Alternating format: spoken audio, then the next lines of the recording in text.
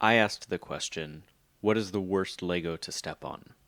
I may have lost control of the situation.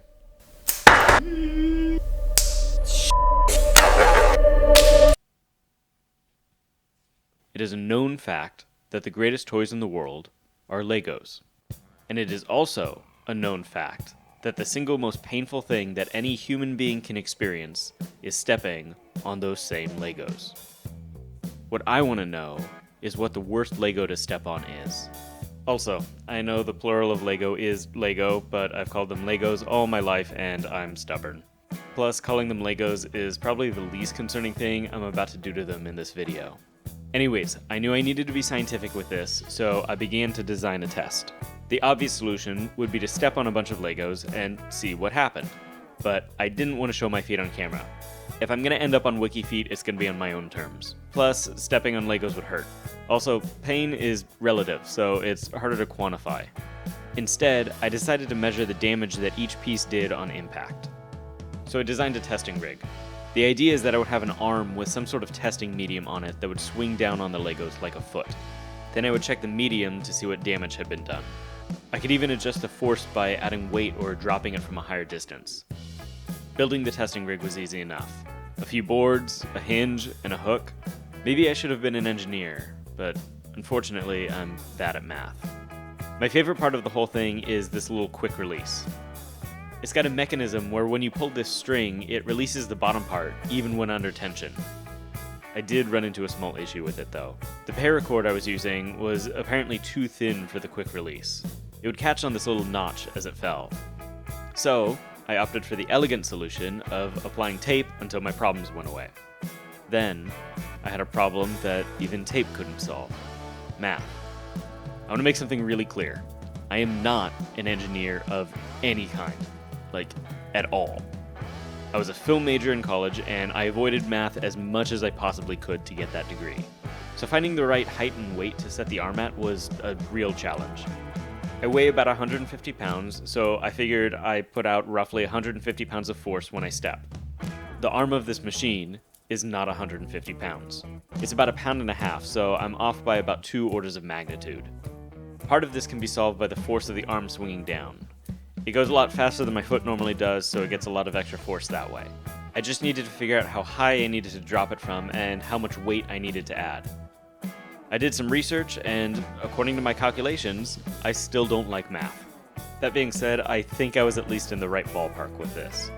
To have it impact with 150 pounds of force at 1G, I need to have it weigh about 4.5 pounds and drop it from 1 foot. I'm sure someone is mad at me for using imperial to measure this, but honestly, I don't think it makes much of a difference in my case. If I did my math right, and that's a big if, I didn't account for things like the angle of the descent, friction on the hinge, or air resistance. I was well outside of my skill set here, and the metric system could not save me. Next up, I had to choose a testing medium. Cardboard seemed like a good place to start because it's cheap, softish, and most of all, I have a big pile of it in my workshop. I cut out some squares and layered 3 of them onto each other using tape. I did end up trying a different medium eventually, but we'll get to that later. The last thing I needed for the test was the Legos. Now, there are a lot of different Lego bricks out there, and I mean a lot. I'm not just talking about my addiction here. I couldn't find an exact number, but it's estimated that Legos made over 4,000 unique part shapes, and that doesn't even account for all of the different color options out there. I had no interest in testing 4,000 different shapes, so I sought out the expert opinions of the fine people of Reddit and Discord. I know I sound sarcastic calling them experts, but who was I supposed to talk to about this? You think NASA is doing this kind of hard-hitting science? No. I need the knowledge and expertise of people who have been accidentally stepping on Legos their entire lives. Together, we compiled a list of contenders for the worst Lego to step on. Testing began with the iconic minifigure. Remember, when you're doing science, it's important to always wear proper PPE. Safety glasses, high-vis clothing, a helmet, completely OSHA compliant. The test rig worked perfectly, and the cardboard worked even better than I had expected it to. I could even see the imprint that my little volunteer had made. Even better, he didn't punch all the way through it. This meant that the cardboard could show a gradient of damage, giving me more accurate data. It was just one test though. I had more Legos to abuse.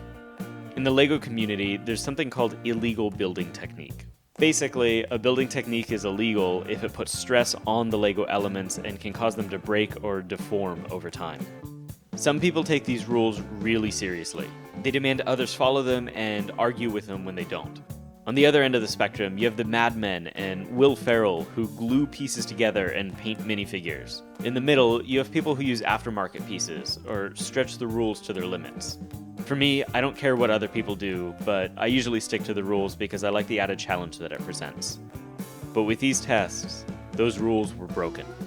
Parts were bent and warped, cracked and scratched, but sometimes sacrifices need to be made for science. Some pieces fought back. I noticed that smaller pieces would sometimes embed themselves in the cardboard. The pieces that seemed to work well were the more solid ones with a point of some kind. Things like this wizard hat or tree.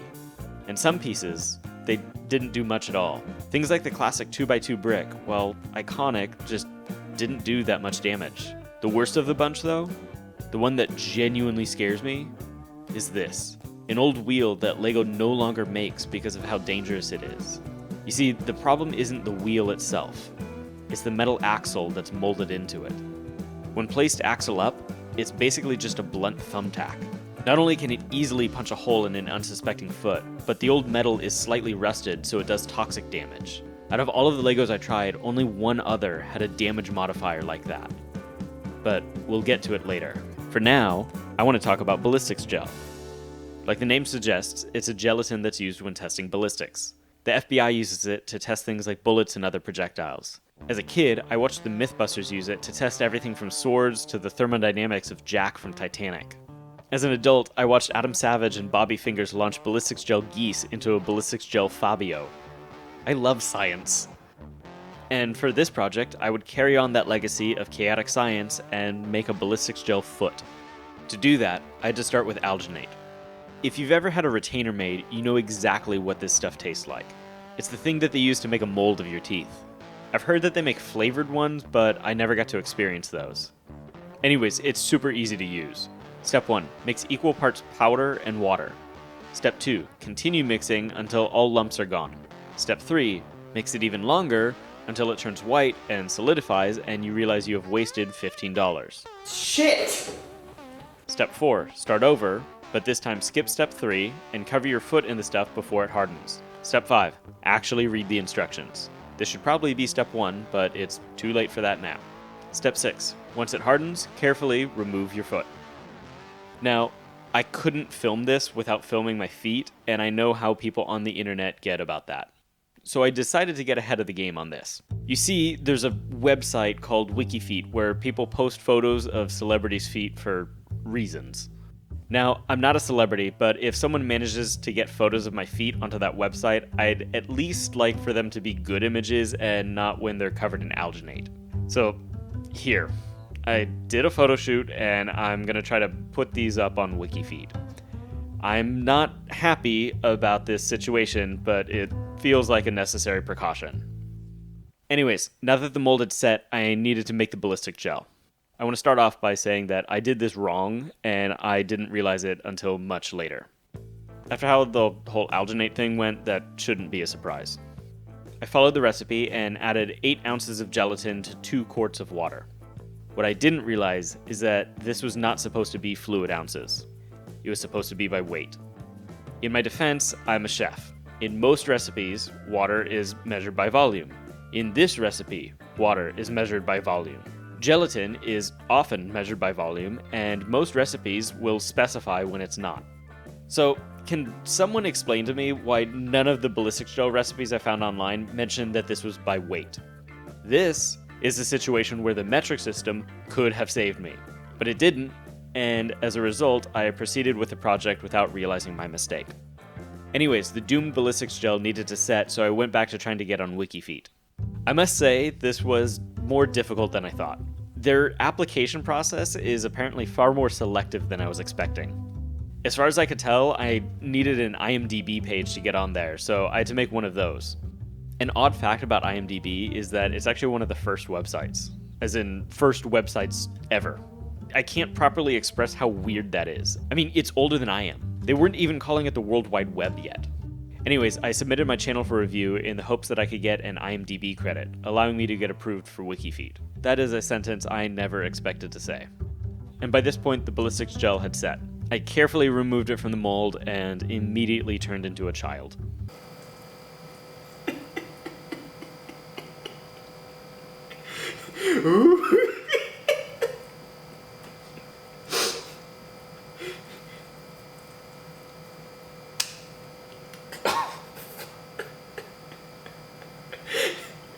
Hi! Oh god, that toe is gonna fall off. No! No! While trying to attach it to the stomping rig, I realized that something had gone wrong. The gel was too soft. Measuring the gelatin by volume instead of weight had come back to bite me. The zip ties that were meant to hold it in place were cutting into it before I even lifted it up.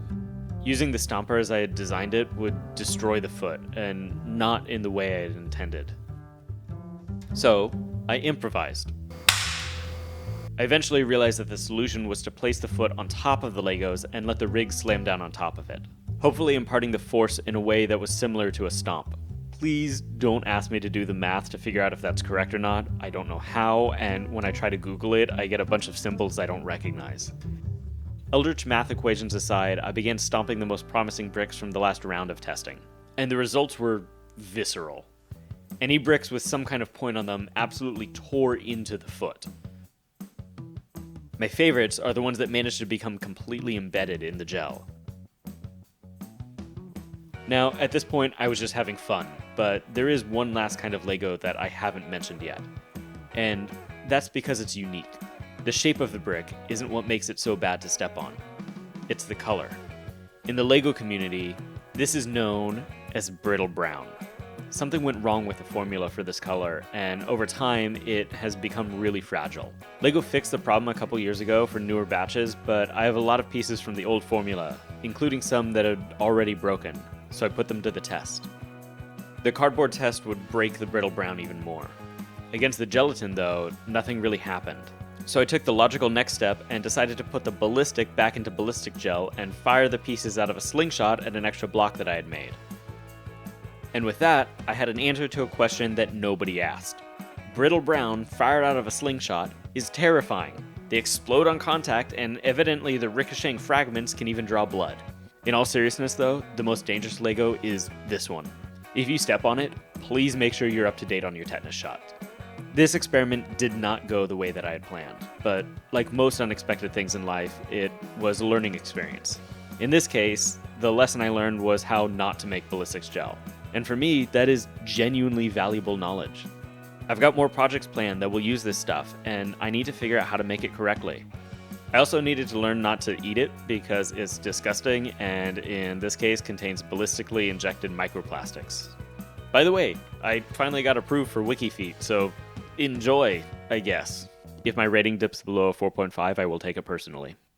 Finally, a massive thank you to Tom Scott, and also to all of you who have subscribed. I can't express how much it means to me to see the channel blowing up like this.